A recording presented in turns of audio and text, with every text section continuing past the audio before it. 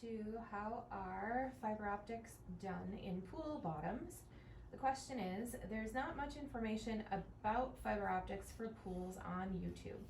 How long do fiber optic cables last? Do they last at least 20 years? Do they degrade over time? Any other info on that? Well, the reason you don't hear much about fiber optics anymore is because it's an outdated technology. There just isn't a lot of use for fiber optics anymore. Prior to LED lighting, which really brought the requirements of electricity way down in a pool, and it allowed a lot more lights to be low voltage and be able to create colors and light and things happening in the pool. The only way to do that before was with fiber optics, and they were sold as a safe thing because the light bulb in the unit sat away from the pool and you brought the light in through fibers, and while it's really cool, there's some downside to it.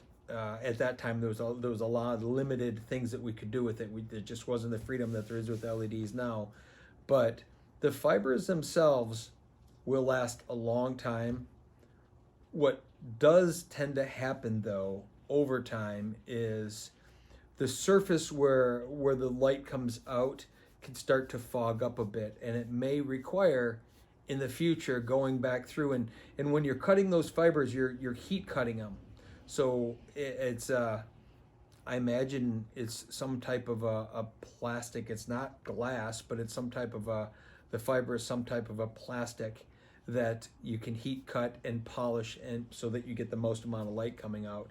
And that's the only thing that can really go wrong, especially if they're hidden. If they're fully exposed, the fibers are okay typically, but the housings that the fibers run through, like when you would see that strip of light around the edge of the pool, there was a rubber casing that the fiber went in, and that casing got mounted into the wall.